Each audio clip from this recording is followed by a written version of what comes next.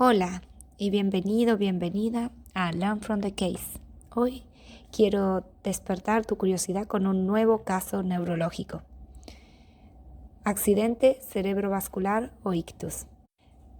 Preparé una presentación en 4 partes. Esta es la última parte, la parte cuarta.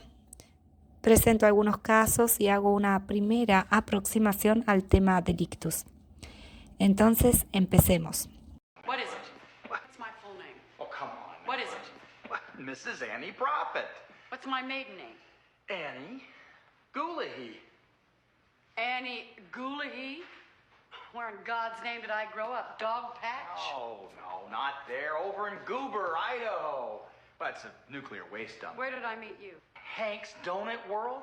Seattle? You used to hang out there every night when you were still in the Navy. You remember? I was in the armed forces? I think I've still got some of those postcards you sent me from Okinawa.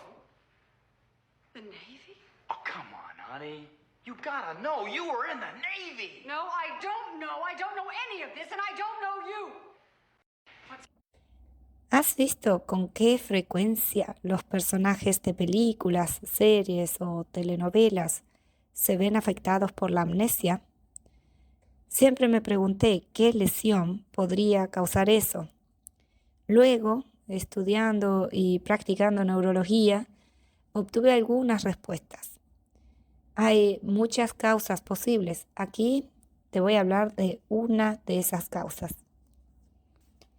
Muchos pacientes con accidente cerebrovascular tienen problemas de memoria después del accidente cerebrovascular, especialmente en las primeras semanas y meses. A menudo afecta más la memoria a corto plazo que la memoria a largo plazo. A alguien le puede resultar difícil recordar algo que le acaban de decir, pero puede recordar algo que ocurrió hace muchos años.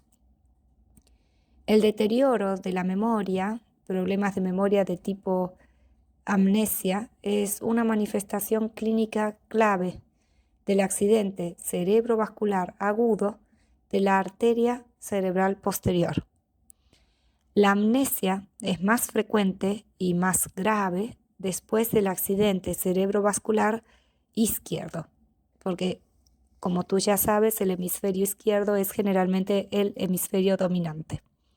La memoria de dominio específico parece no estar estrictamente lateralizada, ya que se encontraron déficits en la memoria verbal y figurativa después de lesiones de ambos hemisferios.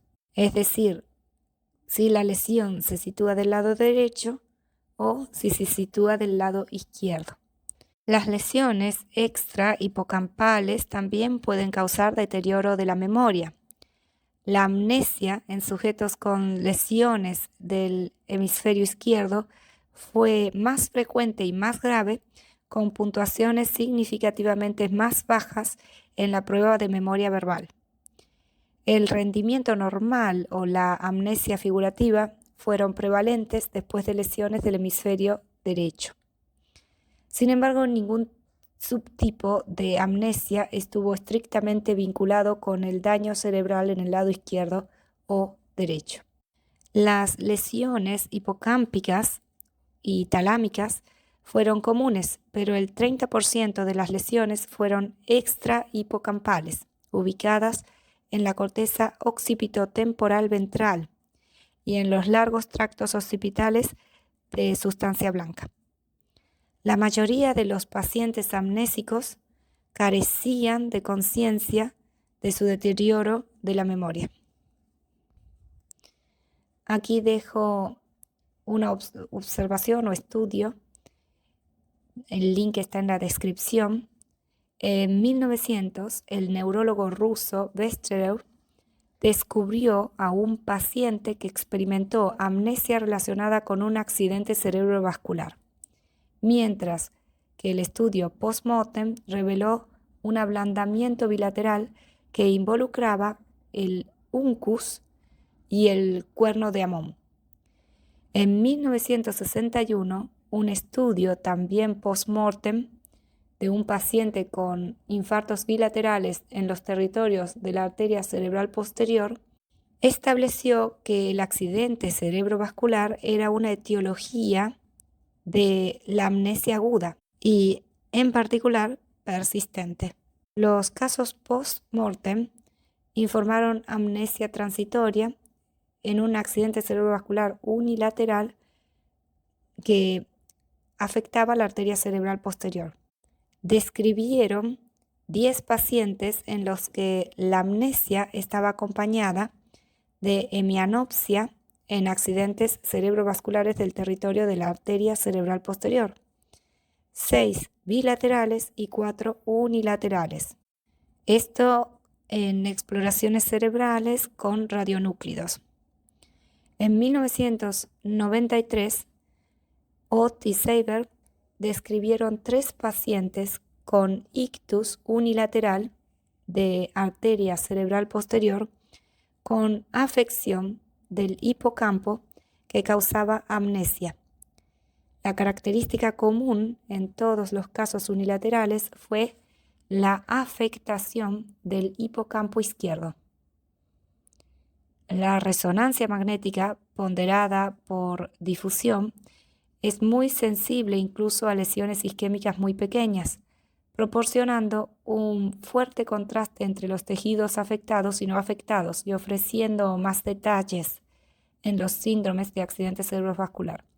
En este estudio se examinan los hallazgos morfológicos con este tipo de resonancia magnética, DWI, en el infarto de hipocampo y se intenta detectar cambios clínicos y neuropsicológicos en pacientes con infarto de hipocampo agudo. Aquí se puede ver una explicación real para la amnesia aguda global.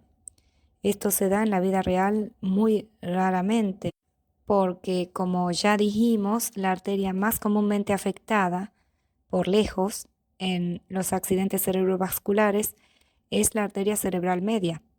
Cualquier otra etiología de síndrome de arteria cerebral posterior, como derrame, tumor, acceso u otra, podría desencadenar amnesia global, transitoria o no. Para terminar esta presentación, quiero hablar de los diagnósticos diferenciales de accidente cerebrovascular. Muchos procesos centrales peligrosos pueden confundirse con un accidente cerebrovascular, como los hematomas subdurales, las hemorragias intracraneales o las masas, que también deben reconocerse rápidamente.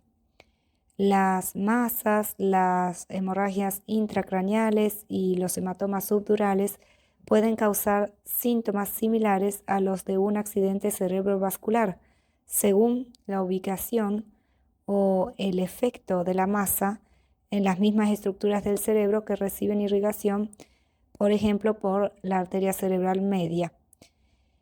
Probablemente se les diagnosticaría basándose en la tomografía computarizada o la resonancia magnética que se realizan en situaciones agudas cuando se evalúa un paciente que aparentemente tiene accidente cerebrovascular. Las convulsiones, en particular el estado epiléptico, pueden simular un accidente cerebrovascular debido a la desviación de la mirada y la pérdida del movimiento. Por ejemplo, un estado epiléptico no convulsivo, así como la afasia global debido a la pérdida del conocimiento. Esto es importante de diagnosticar de forma aguda y requiere tratamiento urgente con benzodiazepinas y fármacos antiepilépticos. Luego están los trastornos desmielinizantes como la esclerosis múltiple. También pueden confundirse con un accidente cerebrovascular, dadas las presentaciones consistentes con pérdida de visión y entumecimiento o debilidad que generalmente favorecen a una extremidad en particular. Esto es algo que requerirá una resonancia magnética con o sin contraste para diferenciar, así como una historia exhaustiva y una aclaración del inicio de síntomas, ya que generalmente no es tan agudo y probablemente aumenta y disminuye los síntomas. Se debe pensar también en cuadros tóxicos, infecciosos o metabólicos, por lo que se deben enviar varios estudios de laboratorio en la evaluación del ictus agudo. La sepsis, la uremia, la hiperglucemia, la hiponatremia y la hiperpotasemia pueden causar síntomas que se asemejan a los de un derrame cerebral. Las presentaciones encefalopáticas debidas a estas y otras anomalías pueden simular un accidente cerebrovascular en el sentido de que pueden causar afasia y déficits aparentes de fuerza, razón por la cual la evaluación de la lateralidad es muy importante para reconocer el accidente cerebrovascular frente a algunas de sus imitaciones. Las migrañas complejas también pueden parecerse a un accidente cerebrovascular, ya que algunas migrañas pueden presentarse con debilidad o entumecimiento unilateral. Esto es algo que las imágenes no pueden ayudar a diagnosticar. Por lo general, habrá un dolor de cabeza asociado a los síntomas y es probable que el paciente tenga antecedentes de migrañas y síntomas similares en el pasado. Esto es algo que requiere una historia clínica exhaustiva para poder ser diagnosticado. Por lo general, el tratamiento del dolor de cabeza dará como resultado la resolución de los síntomas. Esto puede ser peligroso e incluso mortal si se diagnostica erróneamente. Algunos trastornos psiquiátricos pueden presentarse con síntomas similares a los de un accidente cerebrovascular, como entumecimiento o debilidad unilateral. Ejemplos de ellos son el trastorno de conversión y los ataques de pánico. Por lo general, estos son diagnosticados de exclusión y deben diagnosticarse basándose en una historia clínica obtenida cuidadosamente. El síncope vasovagal en la adolescencia también podría ser confundido. El síncope vasovagal se presenta preferentemente de dos formas, el síncope por peinado y el síncope por estiramiento, inducido por el estiramiento de brazos y cuellos hacia arriba y hacia atrás. Y también frente a ciertas fobias, por ejemplo, frente a la toma sanguínea de una persona joven. El síncope inducido por estiramiento es un fenómeno reconocido pero rara vez informado en los adolescentes.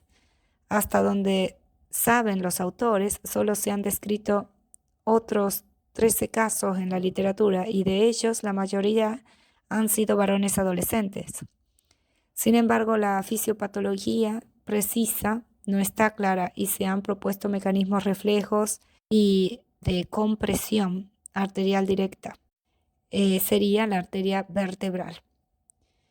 Sin embargo, vale la pena señalar la sugerencia de que una maniobra de bostezo y estiramiento puede no incorporar una tensión típica de Valsalva debido al predominio relativo de la inspiración y expiración máximas lentas del bostezo.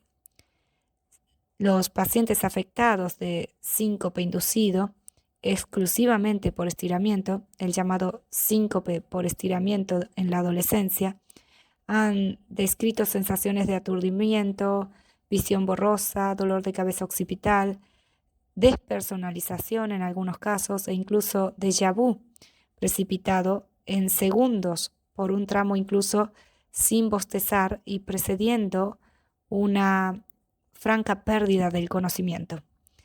En algunos casos estos síntomas presincopales han terminado y se han evitado un colapso al reanudar la flexión del cuello hacia adelante.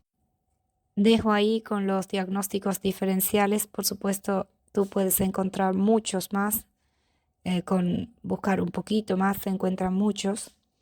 Y con esto último terminamos esta presentación de accidente cerebrovascular o ictus. Muchas gracias por tu atención.